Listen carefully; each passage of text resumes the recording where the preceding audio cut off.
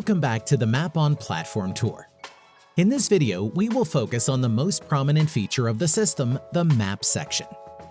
Here you can see all the vehicles equipped with devices, what they're doing, where they are, as well as access more detailed information. Note that we will go over only the general features of the map section, and if you still have questions after the video, contact our support team. Now then, let's strap in and get the show on the road. Once you open the map section, you will see multiple fields and icons. First, let's explore the map itself. It's quite standard. Click and drag to move around and scroll the mouse to zoom in and out. Starting with the left side, in the upper corner, you have zoom in and zoom out buttons. Next to them, there is a search bar where you can quickly and easily find specific locations or addresses. You'll also find some useful tools below them. First up is the Street View feature. If you've ever used Street View on Google Maps, this is exactly the same. Just click and hold on the icon, then drag and place it where you would like to see the surrounding area. Note that this is only available if you have enabled one of the map types from Google. Next is the Measure Distance tool. With this, you can quite accurately measure the distance between two and more points. Just click on the tool and you'll be able to place points on the map. You can change their location by simply clicking and dragging them around. You can also set a point in between two other points by hovering over a line and then clicking and dragging the new point where you want it to be. Next up, the Simple Route Planning solution is a great feature that allows you to plan the routes of your drivers. This is a basic version of our full route planning solution, so it contains some clear limitations, which can be removed by subscribing to the full solution. Simple Route Planning is available to any user of the Mapon platform. You can create a route with 10 destinations at most, optimize and save it.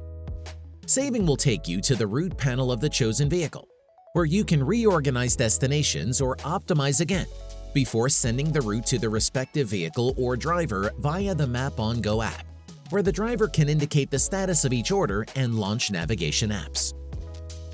Let's move on to the next tool, Create a New Object. With this, you can create areas like parking spaces and depots, so they can be easily spotted on the map. To create an object, select the tool and place points to create a polygon of any shape and size. When you click the tool, a side window will open.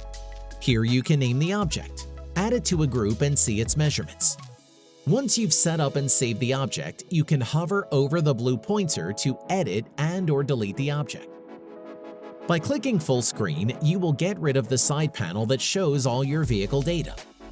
This feature is useful if you need to take a wider look at the map.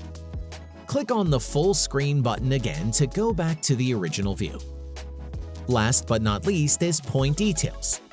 This is a quick and easy way to find out the coordinates and/or address of certain locations without having to set a route first. Just click on the tool and then click on the location you want to find out more about on the map. In the top right corner, there are some more useful tools to look at. The first one is Map Type. This lets you choose maps from different map service providers. Next, there are Map Layers. Here you can activate or deactivate specific layers, which currently feature two options. You can toggle a layer that shows traffic intensity and a layer that shows public objects like hotels and cafes. The next feature is the Objects tool. We already spoke about creating objects, but by clicking this, you can choose to see all created objects or only specific ones. The last feature is a simple switch, which toggles vehicle icon grouping. When grouped, the number of vehicle icons in a certain area will show up as a bubble with the respective number of vehicles. This is to prevent the map from looking too cluttered, and as you zoom in closer, they will split up and each icon will show up separately. Moving on to the bottom of the map section, in the bottom left corner, there is a button named Show All. With this, you can quickly switch back and forth between the view of a single specific vehicle and the entire map. In the other bottom corner, there is a button that opens up the chat window, where you can communicate with your drivers. Let's continue to explore the map section by moving on to the Data panel on the side of the map. Here, you'll find all the important information about your vehicles. At the top, there is a search bar where you can find and choose to see only specific vehicle groups. Speaking of groups, once you click on a specific vehicle, you can click the star icon to add it to your favorites group. This group will automatically show up when you log on to the platform. To the right of the search bar, there is a settings section where you can choose what vehicle data you would like to see in the vehicle info blocks below or the vehicle icons on the map. Underneath, there is a statistical overview of your fleet in real time. How many vehicles are on standby, how many are driving, and more. Further on, there is the Vehicle Data Info Block section. Above it is the option to filter by country, year, or other criteria. There's also an option to sort your vehicles alphabetically. Now, let's take a closer look at what goes on in a Vehicle Data Info Block. First, you will see the vehicle status, whether it's driving, stopped, idling, or if there's no data available. The icon also informs you on what kind of vehicle or object the tracking device is attached to. If you hover over the icon, you can also see for how long it has been in the respective state. Next to it, you will see a flag. It represents the country the vehicle is currently in. If you hover over the flag, you will see more detailed location data. Next to it, there are a couple icons that provide more information, like the vehicle's supply voltage, or give you the opportunity to, for example, add a trailer or driver to a specific vehicle. The rest of an info block consists of data that you can set up at the settings above. Once you click on an info block, you will see an expanded view of the same information, as well as additional data. For example, the vehicle's total distance data. Underneath that section, information on the current route of the vehicle is displayed.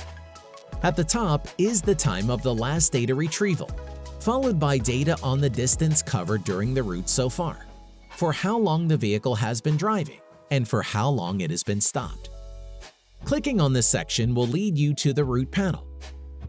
Moving on to the fuel section, here you can see data on the two last refuelings, location, time, and amount of fuel added, with the current total amount of fuel being displayed at the bottom.